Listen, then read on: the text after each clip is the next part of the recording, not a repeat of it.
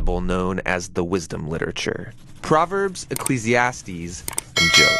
The first, Proverbs, showed us that God is wise and just. Yeah, we learned that God has ordered the world so that it's fair. The righteous are rewarded, the wicked are punished.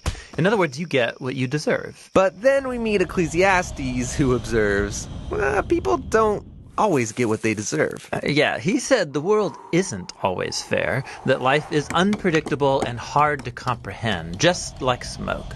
And this makes you wonder, okay, well, is God wise and just? Exactly. And so it's that question that is being explored in the final book of wisdom, Job. All right, let's dive in. So Job begins with a strange story that takes place up in the heavens, which are described something like a heavenly command center. So God is there with these angelic creatures called the sons of God, and they're all there reporting for duty. And God points out this guy Job, his servant, showing how righteous and good he is. And then one of these angelic creatures approaches. He's referred to in Hebrew as the Satan. The Satan? Who is this? Well, this word is actually a title, which literally means the one who is opposed. So out of this whole crew, he is the one questioning how God is running the world. And he proposes that Job might not actually love God, that he's only a good person because God rewards him. If God were to take away all of the good things he gave to Job, then we would see his true colors. So he thinks Job is just working the system? That's exactly right. Maybe he's obeying just to get what he wants. So God agrees to this experiment and allows the Satan to inflict suffering on Job. And Job loses everyone and everything that he cares about. It is devastating. And remember, he deserves none of this. God himself said so. The remarkable thing is that in the midst of all this suffering, Job still praises God. At least for chapters 1 and 2. But then in chapter 3, we find out how he's really feeling inside. He unleashes this poem that reveals this devastation.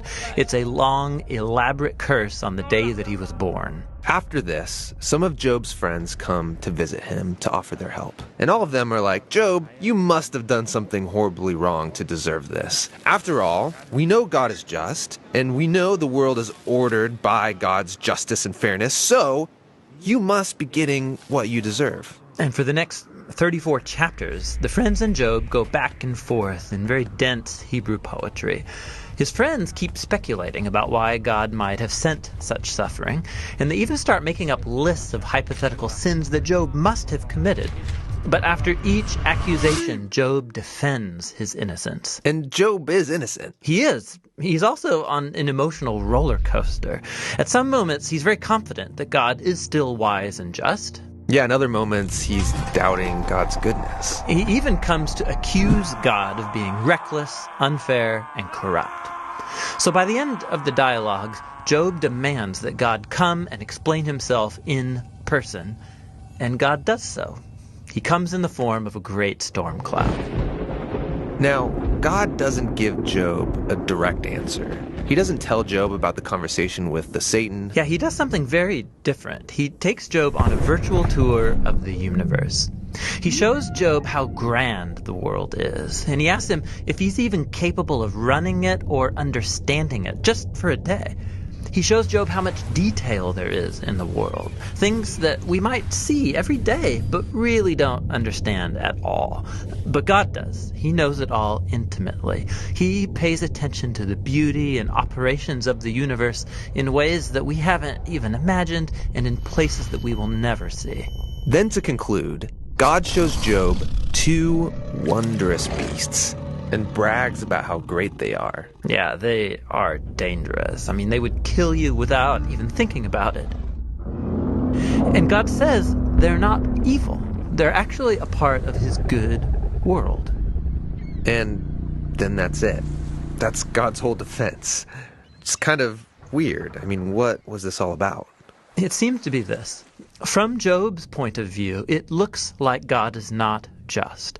But God's perspective is infinitely bigger. He's dynamically interacting with a whole universe of complexity when he makes decisions.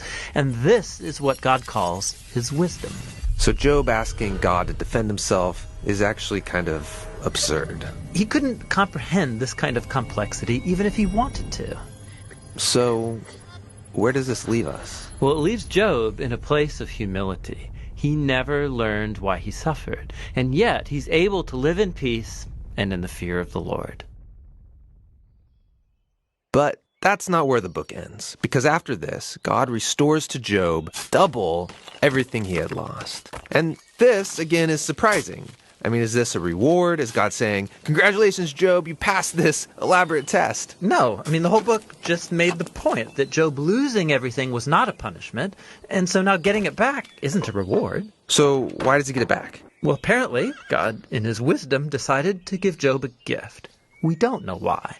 But what we do know is that Job is now the kind of person who, no matter what comes, good or bad, he can trust God's wisdom. And that's the book of Job, and the end of our wisdom series. These biblical books of wisdom are amazing. Each one offers a unique perspective on the good life, and you need to hear all of them together as you learn to live with wisdom and in the fear of the Lord. It's caught in the crossfire. It's caught in the crossfire.